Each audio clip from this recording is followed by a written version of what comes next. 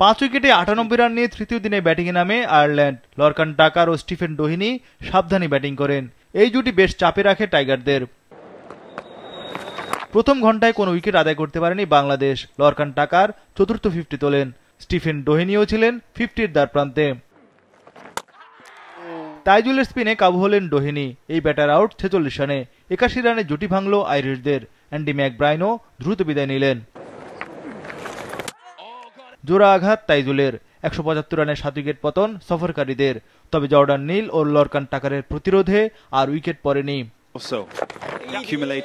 Lunch পর্যন্ত Ireland তোলে 7 উইকেটে 211 রান। লরকান 56, জর্ডান নীল 24 রানে অপরাজিত ছিলেন। এই সেশনে টাইগাররা 113 রানের খরচে পেল 2 উইকেট। লরকান টাকার ও জর্ডান নীল লাঞ্চের পরও আস্থার সঙ্গে ব্যাটিং করেন। অষ্টম উইকেটে 74 রানের জুটি করে আয়ারল্যান্ড। অবশেষে নতুন বলে ব্রেক থ্রু টাইগারদের।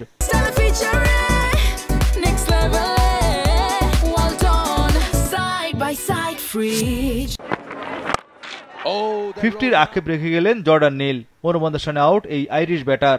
আয়ারল্যান্ডের প্রথম ইনিংস থামে 265 রানে। লরকান টাকার অপরাজিত ছিলেন 75 রানে। 4 উইকেট শিকার করেন তাইজুল। দেশের জার্সিতে সাকিবের সমান সর্বাধিক 246 উইকেট এখন তার দখলে। 211 রানে লিড নিয়ে দ্বিতীয় ইনিংসে নামে বাংলাদেশ। চা বিরতি পর্যন্ত বাংলাদেশ তোলে বিনা উইকেটে 41 রান। মাহমুদুল জয় 23 ও সাদমান 18 রানে অপরাজিত ছিলেন।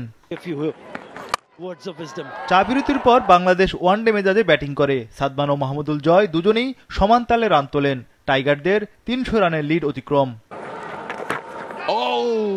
মাহমুদুল জয় পূর্ণ করেন ক্যারিয়ারের পঞ্চম 50। সাদমান তোলেন ক্যারিয়ারের অষ্টম 50। ওপেনিংয়ে 17 রানের জুটি করে টাইগাররা। মাহমুদুল জয় 60 রানে আউট। 119 রানের ওপেনিং জুটি ভাঙে টাইগারদের। তবে সাদমান ও মুমিনুলের ব্যাটে তৃতীয় দিন শেষে 367 রানের লিড পেল বাংলাদেশ। দ্বিতীয় ইনিংসে বাংলাদেশের সংগ্রহ 1 উইকেটে 156 রান। সাদমান 69 রানে ও মুমিনুল 19 রানে অপরাজিত ছিলেন। বিকেলের সেশনে 115 রান তুলেছে টাইগাররা।